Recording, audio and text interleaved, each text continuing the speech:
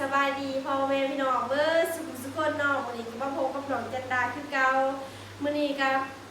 น้องจันทันก็ตอนนี้ก็เริ่มตื่นนอนน้องจันทันกันนอนแต่ตื่นนึงแล้วแต่ว่าหมู่เฮาก็โทรมาว่ามากินเดือดแป้งเป็ดแล้วก็ปิ้งเป็ดน้ำพ่อพี่น้องก็น้องจันก็ได้ตื่นแล้วก็มาน้องจันทันคิดว่าผู้นี้น่ะสิไปถ่ายคลิปให้พ่อพี่น้องเบิ่งเลยแต่ว่าบัดมาแล้วเขาเจ้าเฮ็ดเกือบแล้วนี่น้องพ่อพี่น้องครัวเป็ดยังเฮ็ดเรียบร้อยไว้แล้วเนาะแต่ว่าน้องจันก็สิมาถ่ายคลิปให้พ่อพี่น้องเบิ่งส่วนนึงเนาะค่ะนี่ก็สิเป็นเป็ดที่ว่าหมูเฮาคั่วแล้วก็เอือป้าไหวเนาะคั่วแล้วก็เอือป้าไหวแล้วเนาะแล้วก็กำลังไฟใบเดี๋ยวเนาะอยู่เนาะนี่ก็สิเป็นเป็ดที่แบบว่าคั่วแล้วก็เป็ดที่ว่าคั่วแล้วมาใส่จานป้าไหวเฮ็ดเดือดแป้งเนาะพี่น้องคั่วปลาให้เย็นแล้วก็ที่เจ้าเดือดใส่เนาะนี่เป็ดที่ว่าเอือไปเฮาก็สิเอาไปปิ้งให้พ่อพี่น้องเบิ่งเนาะตอนนี้เขาก็จะเอาเป็ดใส่กันเลยนะพ่อพี่น้องเขาก็อยู่ของหมูเขาก็เกาเนาะเพราะว่าหมูเขาโตมาน้องจันเสียลายเด้พ่อแม่พี่น้องบ่ได้ถ่ายคลิปตอนหมูเขาลกคนเป็ดน้องจันมาประทานนอดหมูโถเป็นทลายซ้ายตื่นมาถึงโอ้เขาก็สิปีนี่เด้อพ่อพี่น้องให้ตอนนี้อย่าได้เก่งไปฟ้านเอาเนาะถ้าบ่มีเด็กปิ่งถ้าบ่มีเด็กปิ่นเขาก็เอาอันนี้ปิ่นที่เก่าเนาะ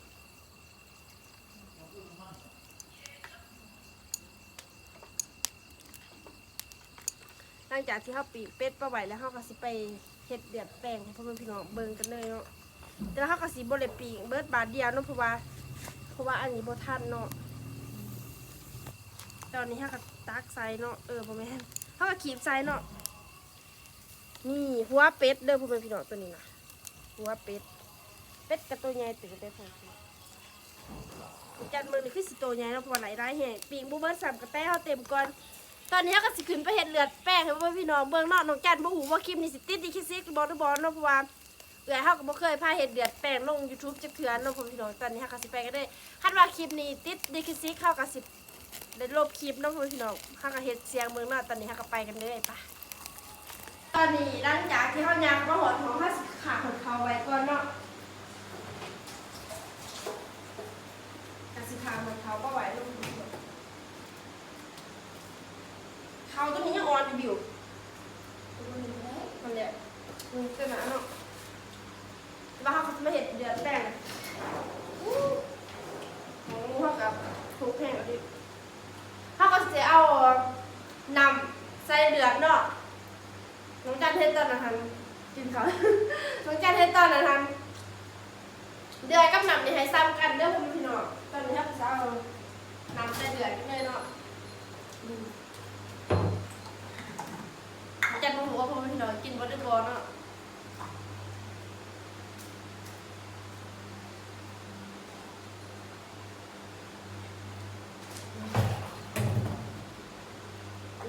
บอลก็ไปทำเนาะถ้ามันสิคน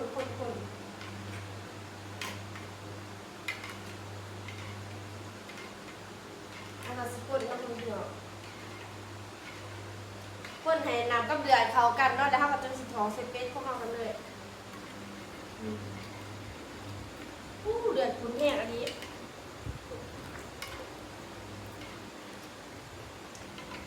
พาคนให้มันเขากันเด้อคนพี่น้อง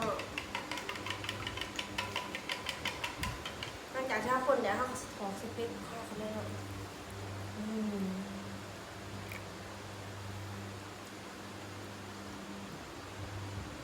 ผู้ดีเลยพี่น้องหลังจากที่เขาคนแล้วเท่ากับซีเอาพักใส่กันเลยเนาะ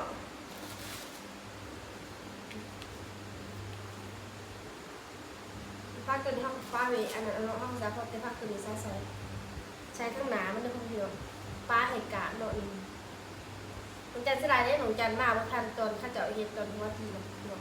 หนูจันนอนบนตื่นไรเนาะ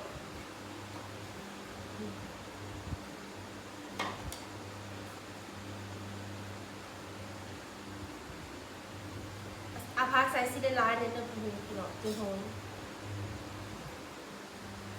หลังจากนี้เขาก็สีทาให้กาบเด้อพ่อแม่พี่น้องทาให้เดือดกาบเนาะแล้วเขาก็เบิ่งทาเบิ่งหัวเขานะคะตอนนี้เขาก็จะไปเบิ่งปิงเป็ดของเขา าเนาะว่าปีเป็ดของเฮาหันว่าสิซุปแล้วบ่หรือบ่อย่างเนี่ยเนาะพ่อพี่น้องปีเป็ดหันเป็นตะกินแห้งได้พ่อพี่น้องหมู่เฮาเอือเพิ่นแบบตำของก่อนแบบคือเฮ็ดสวนอะไรก็เอือพ่อพี่น้องตอนนี้เฮาก็สิไปเบิ่งปีเป็ดแบบตอนนี้เฮาก็สิทายให้การบัดการแนวน้องจันก็สิพาพ่อพี่น้องมาเบิ่งอีกเทื่อนึงเนาะว่าสิเป็นจังได๋เนี่ยไปดูกันเด้อเนาะว่าเฮาเฮ็ดนี่สิกล้าบ่ได้บ่เนาะตอนนี้เฮาก็สิไปเบิ่งปีเป็ดก่อนเนาะเฮาอยากปิ้งเป็ดใหม่ปะตอนนี้เป็ดที่เขาปีนไว้เนาะพ่อพี่น้องเป็นตะกินอันนี้มากินน้ำกันเด้อพ่อแม่พี่น้องแล้วน้องจันสิบอกวิธีเฮ็ดเดือดแป้งเป็ดน้องจันลืมบอกพ่อแม่พี่น้องนะวิธีเฮ็ดก็คือแบบว่าถ้าปาดเอาเดือนเป็ดได้กะแล้วปาดเอาเดือนแป้งตอนถ้าปาดเท่ากับสีใสแต่ว่าทุกคนคือสิเฮ็ดเป็นเบิดเดี๋ยวเนาะแต่ว่าน้องจันก็อยากบอกคือข้าวปาดแล้วก็ข้าวกับใส่น้ำปลาน้อยนึงเนาะพ่อแม่พี่น้องเพราะว่าให้เกิดเดือดกับข้าวกับปาดเอาเดี๋ยวข้าวไปปรุงปลาไว้แล้วข้าวกับคั่วเป็ดเนาะแล้วก็ปาดเอาซีนเป็ดมาขัวใส่เป็นนวดเนาะพ่อแม่พี่น้องเพราะว่าเลือดเข้มแล้วเนาะเพราะว่าอันนี้ซ้ำหันเด้อพ่อแม่พี่น้องเฮ็ดง่ายๆนึงน้องจันตอนน้องจันอยู่บ้านน้องจันเฮ็ดบ่ค่อยเป็นน้องจันมาอยู่นี่น้องจันเห็นหมูเฮ็ดน้องจันก็เฮ็ดเลยเฮ็ดเป็นเนาะเพราะว่าตอนอยู่บ้านหันน้องจันบ่กินเด้อแหละมาหินจันกินเนาะตอนอยู่บ้านน้องจันบ่กล้ากินมาอยู่น้องจันลองซีมน้ำหมูก็ได้แบบว่ากินว่าได้นะพ่อแม่พี่น้องแต่ว่าเป็ดเขาก็ไปขัวสุกดีเนาะเป็นตะกินแห้งอันนี้มากินน้ำกันเด้อตอนนี้หลังจากที่เขาพลิกไปพลิกมาบางอันกระซุกเลยเนาะเขาก็สิตักออกเลยเนาะตัวที่ซุกไข่กระสิเป็นตัวบางๆเนาะตัวได้ที่ว่าหมูให้เห็ดน้ำมันกระสิบโอ้ตัวนี้จนไหมเลยเนาะขนาดว่าน้องจันยืนเฝ้าแล้วนี่ยังไหมเพราะเป็นพี่น้องขั้นน้องจันไปยืนเฝ้าจ้าสีซ้ำได้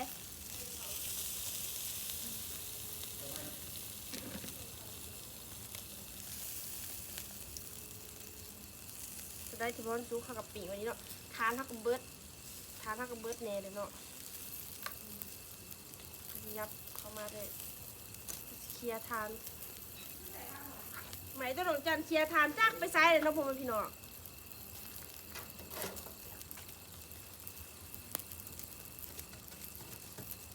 นี่เนาะพ่อแม่พี่น้องล้างจานนั้นเดือดแป้งของเรากับ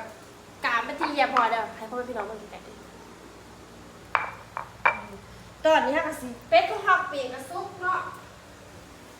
ฮะก็สิเอามาซอยเป็นพี่น้องเนี่ยฮะก็สิเอามาซอยเนาะเป็นพี่น้อง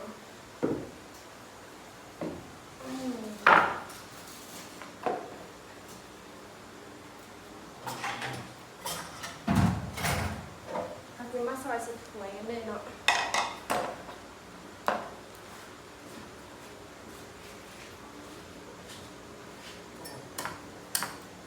ซุกผู้ดีซุกเลยพี่น้องแต่ว่าผมจะใช้เวลาปีนเป็ดเนี่ยก็โดนเนาะเพราะว่าไฟดูไม้หอนกระแตของหลงจันเนาะกินปีนเป็ดน้ำกันนะพี่น้องพร้อมเลยค่ะหลงจันเพิ่มน้ำหนักตอนนอนเนาะ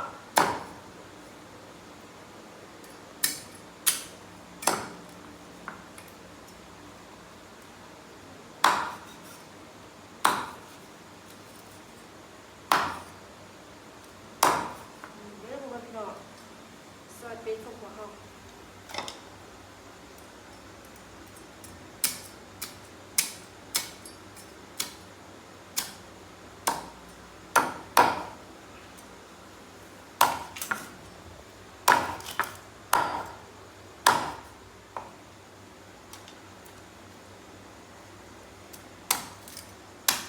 เดือดแป้งของเขาเป็นตะกินของเขาให้เนาะรสจันเสือว่าบางคนที่ว่าFCที่มาเขาว่าเบิ่งคิมหนูจันซิบุกินเดือดแป้งเนาะเพราะเป็นตะหยาดเกินไปตอนหนูจันที่บ้านของหนูจันบ่กินหนูจันหยาดเนาะไม่หนูจันกิน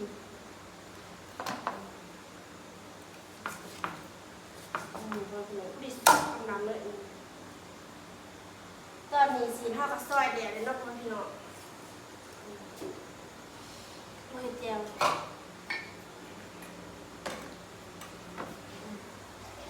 กินข้าวกันเด้อพ่อแม่พี่น้องมือหนูจันเกิดแล้วคลิปนี้น้องจันอะไรกับมูสิได้ลาพ่อพี่น้องไปเพียงซ้ำนี้เนาะกับฝากพ่อแม่พี่น้องกดไลค์กดแชร์และกดติดตามเพื่อกดกระดิ่งแจ้งเตือนทางสองน้องจันดาได้พ่อแม่พี่น้องกับสบายดีพ่อแม่พี่น้องบ๊ายบาย